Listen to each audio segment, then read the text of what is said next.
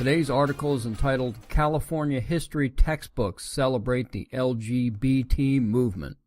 It's being reported that the California Board of Education brought to an end a decades-long campaign to emphasize lesbian, gay, bisexual, and transgender historical figures in state social studies and history textbooks, approving K-8 volumes that make identity politics all kinds of the core subject.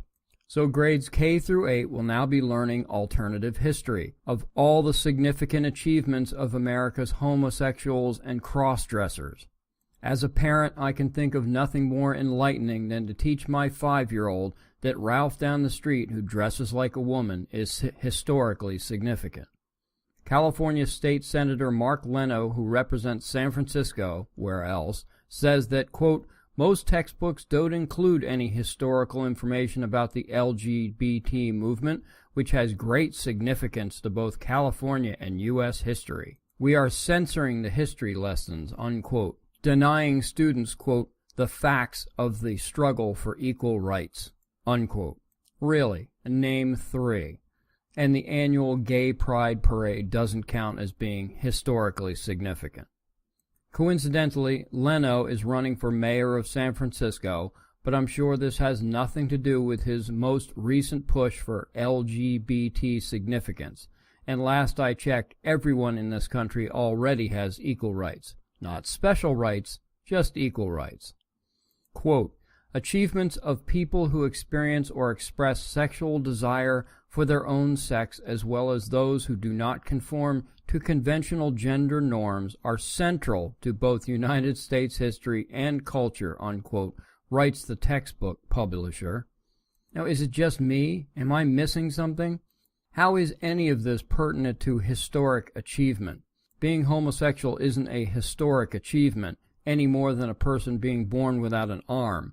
One could classify it as a birth defect, but it's hardly historic. Say you're an astrophysicist who happens to discover the closest planet that appears to be habitable. It would be hailed as one of the greatest finds in modern history. You will be written about in history books. Oh, and you just happen to be homosexual. But does this matter? Of course not. Not in a sane world. You made a discovery which could alter the trajectory of humankind. Who cares who you prefer to sleep with or how you dress? Is it germane to the finding of a nearby habitable planet? Only if one is trying to score cheap political points or advance an agenda is it relevant. However, you know what definitely would be relevant? If we got to the point beyond exploration and reconnaissance of said planet and were ready to attempt colonization. I wonder how many of those leftist panderers in the California state legislature and the California school board would insist on sending an all-gay crew to colonize the new planet. I mean, it would be historic, would it not? A single generational historic failure. Now, suppose they did finally agree to the absurdity of their all-homosexual colonization plan. Would they still insist that at least some homosexuals be included, thereby displacing other equally qualified heterosexual colonists just to make a point? If so, to what end? So the homosexuals can sit back and watch the bloodlines of others live on through procreation as they die off one by one, relegated to the dustbin of history?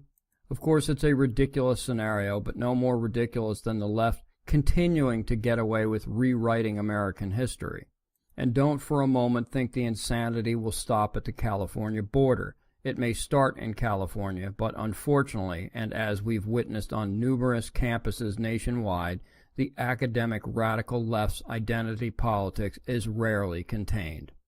Thank you for listening.